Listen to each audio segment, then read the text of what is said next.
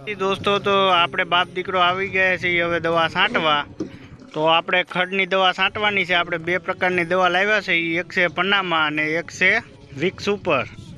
તો જોઈ શકો છો મિત્રો, આપણે તલ તો ઉગવા મીણ્યા છે અને હવે આપણે એમાં દવાનું મુહૂર્ત કરી દઈએ છીએ. આપણે દોસ્તો આમાં પંપ વિસળવા પડે, કેમ કે આની પહેલાં આપણે જે દવા છાંટી હોય ને એનું આમાં દવાવાળો રહી ગયો હોય એટલે. અને આમાં પછી ખડની એક જ પ્રકારની દવા છાંટાય, લાંબા પાનવાળી. ગોળ પાનવાળી છાંટો તો પછી તમારા તલે બળી જાય છે. તો આ પંપમાં ગોળ પાનની દવા હોય, લાંબા પાનની દવા હોય, એવું હોય દવા તો આ વિસળવા પડે. આપણે તો તલમાં લાંબા પાનની જ દવા છાંટવાની છે એટલે વિસળવા જરૂરી છે, કારણ કે આમાં થરોડીની દવાઈ નાખેલી હોય. આ પનામાં છે, પનામાં આ લીલી મસરી, સફેદ મસરી અને પીળી મહી. એટલે પીળી મહી થકી ગળો આવે, એને કંટ્રોલમાં રાખે. 6 નાખવાની, 6 મિલી.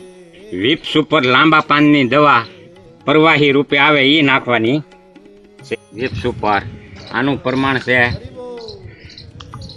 25 મિલી. 25 મિલી એટલે આ એક ઢાંકણું નાખી દેવાની. આ 25 મિલી નાખી દીધી.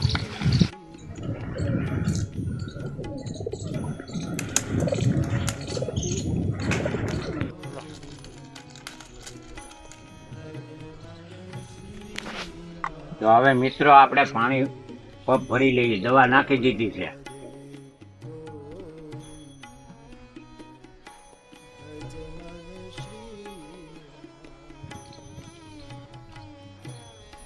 તો જોઈ શકો છો આપણે દવાનું કામકાજ ચાલુ છે.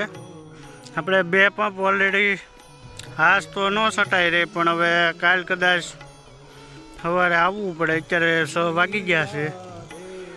તો જોઈ શકો છો મિત્રો,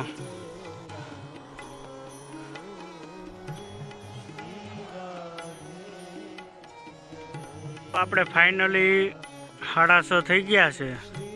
તો હવે આપણે ઘરે જઈએ છીએ. આપણે કેટલા 10 થી 12 દાવડા રહી ગયા છે આવા. તો મિત્રો હવે આપણે કાલે સવારે પાછું દવા છાંટવા આવવું પડશે. અને જોઈ શકો છો મિત્રો,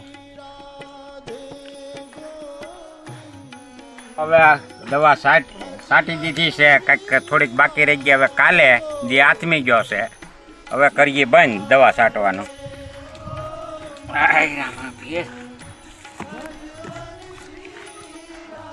તો દોસ્તો હવે આપણે ઘરે પગી ગયા છીએ. હવે ખંભા તો દુખે છે દવા પગ ઉપાડીને. હવે પાછા કાલ મળીશું. જય સિયા રામ.